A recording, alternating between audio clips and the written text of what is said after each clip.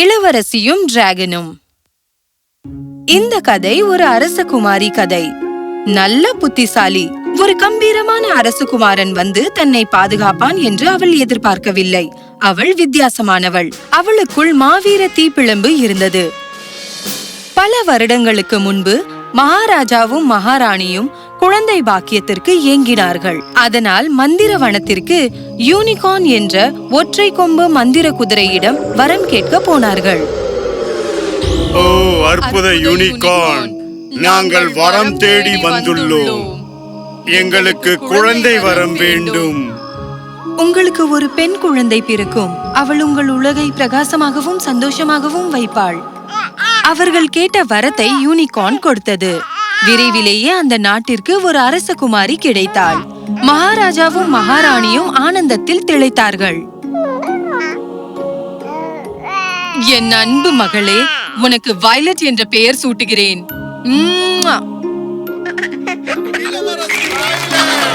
நமது இளவரசி வாழ்க! வாழ்க இளவரசி!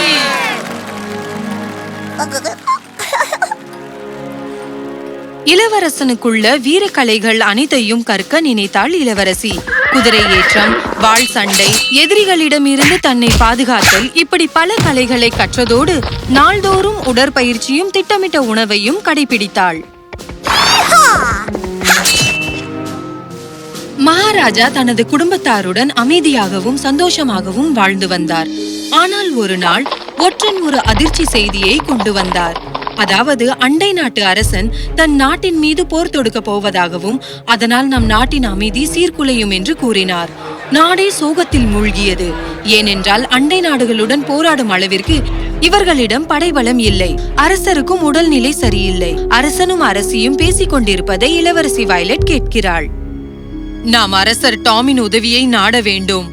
அவரது படையின் உதவியுடன் நாம் இந்த போரில் வெற்றி பெறலாம். இது சாத்தியமில்லை. நம் எதிரியின் படை மிகவும் வலிமையானது. அரசன் டாமின் படையும் நமக்கு உதவ முடியாது. நாம் முயற்சி செய்து பார்ப்போம் அரசே. உனது ஆலோசனை சரி அரசி. நாளை காலை நான் பயணத்தை தொடங்குகிறேன். ஆனால் தந்தையே, தங்களுக்கு உடல்நிலை சரியில்லை. அதனால் நான் சென்று படையை கொண்டு வருகிறேன். எனக்கு நம்பிக்கையுள்ளது. இவளே செல்லட்டும். ஆகட்டும் இளவரசி. நான் சென்ற பிறகு நமது படை அனைத்து தாக்குதலுக்கும் தயாராக இருக்க வேண்டும். கேளுங்கள் தளபதியாரே, அரசரையும் அரசியையும் உங்கள் பொறுப்பில் நான் விட்டு செல்கிறேன். கவலை வேண்டாம் இளவரசி. இளவரசி தனது போர்வாளை எடுத்து போர்க்கவசத்தை அணிந்து குதிரையில் ஏறி தனது பயணத்தை தொடங்கினாள். போகும் வழியில் ஒரு கிராமத்தில் நின்றாள். அப்போது அந்த கிராமவாசி இவளிடம் ஒரு பயங்கரமான விசித்திரமான செய்தி சொன்னார். உன்னால் அந்த மலையை தாண்டி கண்டிப்பாக போக முடியாது. அந்த மலையில் இருக்கும் ஒரு குகையில் நெருப்பை கக்கும் டிராகன் ஒன்று உள்ளது. அந்த டிராகன் நீ குகையை கடந்து செல்லும் போது உன்னை விழுங்கிவிடும். அங்கு சென்ற பல பலசாலிகளும் வீரர்களும் ஒருவர் கூட திரும்பி வரவில்லை. இவ்வுலகில் எதை கண்டும் எனக்கு பயமில்லை. என்ன ஆனாலும் கண்டிப்பாக நான் அந்த மலையை தாண்டி போவேன். அந்த டிராகன் அங்கு பல்லாயிரம் வருஷங்களாக வாழ்கிறது. ஆனால் இதுவரை ஒருவரும் அதை பார்க்கவில்லை. அது விடும் ஜுவாலையான மூச்சு காற்று அதன் குகையின் அக்கம் பக்கமுள்ள நிலத்தையே எரித்திருந்தது. அதில் புல் பூண்டு கூட வளரவில்லை. டிராகனை எந்த ஆயுதமும் இல்லாமல் எதிர்கொள்ள வேண்டும் என்று இளவரசி முடிவு செய்தாள்.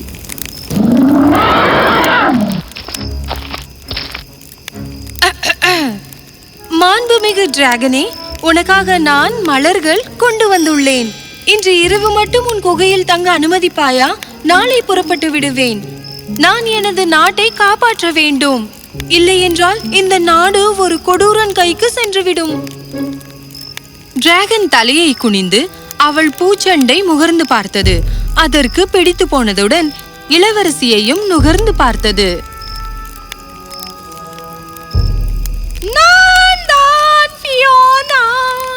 நீயும் என்னை போல் முரட்டு தைரியம் கொண்டவள்தான். எனக்கு முதலாக இவ்வளவு அன்புடன் பரிசு கொடுப்பவள் நீதான். நீ எனது விருந்தாளி. அன்று இரவு முழுவதும் தன் கதையை டிராகனிடம் கூறினாள்.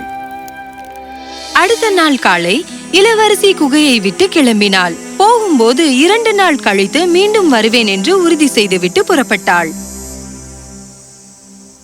மேன்மை தாங்கிய அரசே, எங்கள் நாடு ஆபத்தில் உள்ளது. எங்களுக்கு உங்கள் படை தேவை. உதவி செய்வீர்களா? அட முட்டாள் பெண்ணே, எனது படைதான் உன் நாட்டை இப்போது தாக்க வருகிறது. உன் நாடு முழுவதும் எரிவதை நீ பார்க்க போகிறாய். அந்த அரசன் அவளை சிறைப்பிடித்து தன் கோட்டையில் வைத்துக் கொண்டான். நான் உன்னை நம்பி இருக்க கூடாது. என்னை வெளியே விடு. நான் வெளியே வரும்போது இதற்காக நீ வருத்தப்படுவாய். அரசருக்கு இதற்கான விளைவு என்னவென்று தெரியாது. பியோனா, இங்க!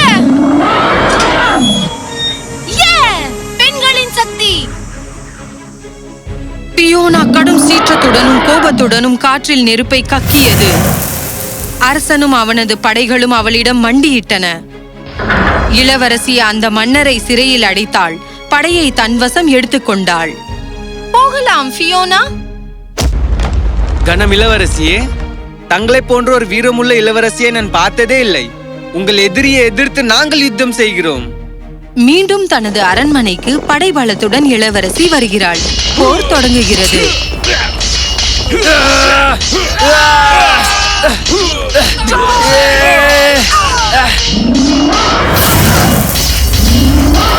தனது நாட்டை, அரசரை, அரசியை மற்றும் படை தளபதி அனைவரையும் இளவரசி காப்பாற்றி விடுகிறாள். வீரர்கள் அனைவரும் ஓடிவிட்ட பிறகும் இந்த படை தளபதி மற்றும் நின்று போராடி வெற்றி பெற்றான் என்று இளவரசியிடம் மன்னர் கூறுகிறார். சரி பீட்டர், உனக்கு என்ன பரிசு வேண்டும் என்று நினைக்கிறாய்? அரசரே, நமது நாட்டை காப்பாற்றியது நான் அல்ல, நமது இளவரசி தான் காப்பாற்றினார். நான் நமது இளவரசியின் வீரத்தையும் தைரியத்தையும் பார்த்து அசந்து விட்டேன். நான் இளவரசியை திருமணம் செய்ய விரும்புகிறேன். அவள் ஏற்றுக்கொண்டாள். நீ என்ன சொன்னாய் மகளே? அப்பா, எனக்கும் இதில் சம்மதம்தான். ஏனென்றால் எந்த பயமும் இல்லாமல் தன் வாழ்க்கைக்காக பேசினார். எங்கள் இளவரசியையும் இந்த நாட்டில் பாதி பங்கையும் நீ எடுத்துக்கொள். ஏனென்றால் நீ ஒரு பெரிய தைரியசாலி.